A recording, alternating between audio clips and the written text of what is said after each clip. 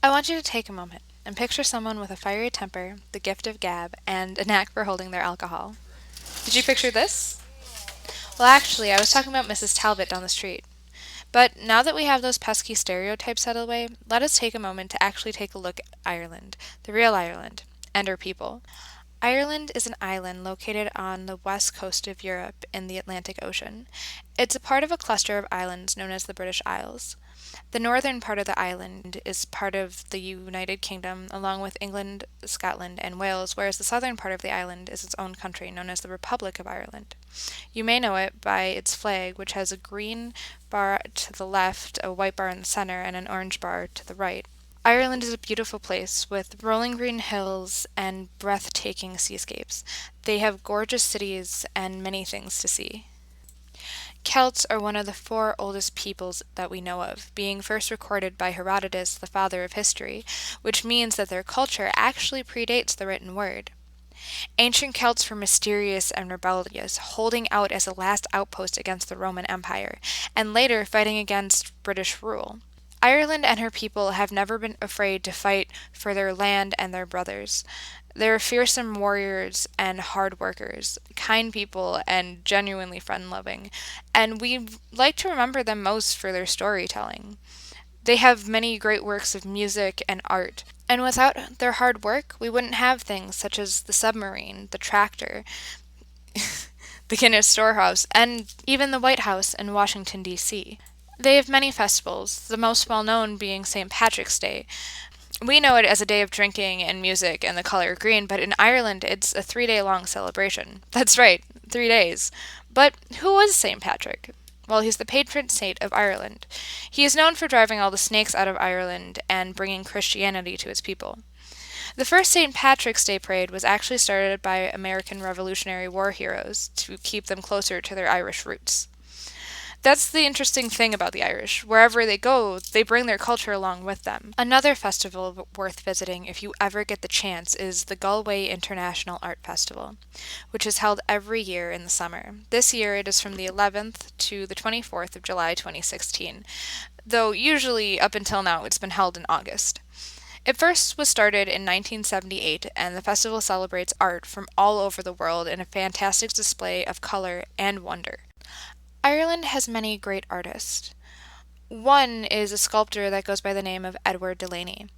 He has two pieces in Dublin, one being the Thomas Davis, which was unveiled in 1966, and the next is the Wolfe Tone, unveiled the following year in 1967.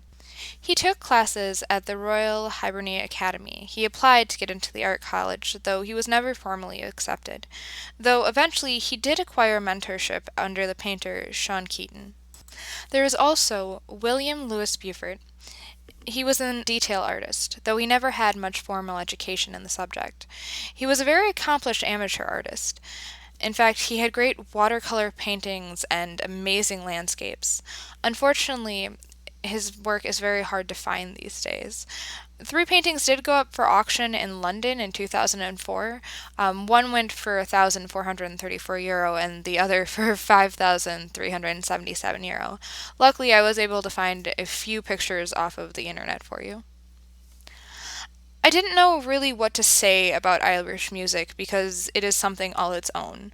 So I figured the better way to show you what it is actually show you what it is. So enjoy this compilation of what we consider to be our favorite Irish songs. If you have any more, leave it in the comments down below.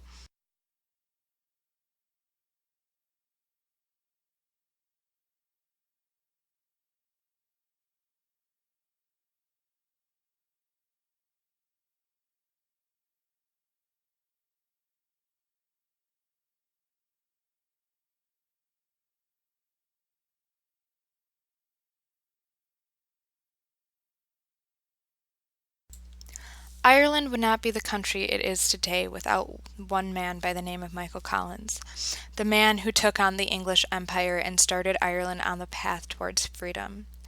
First coming to England in 1906, he was a young teenager hungry for one thing, the freedom of his country.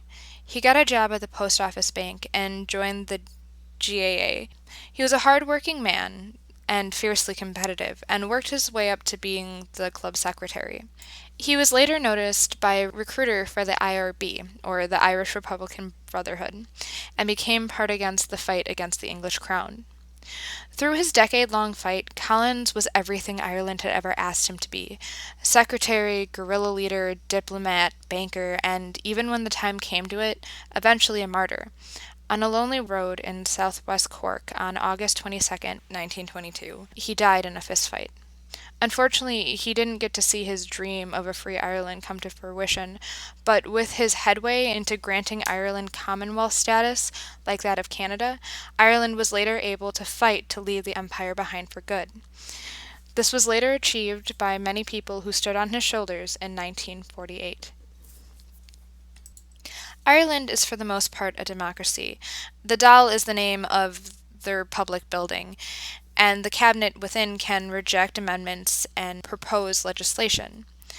The Loch Throne, which I'm sorry if I mispronounce, I'm not a fluent speaker of Gaelic, is the head of the government, and the Taoiseach, which I hope I got right, is the deputy prime minister.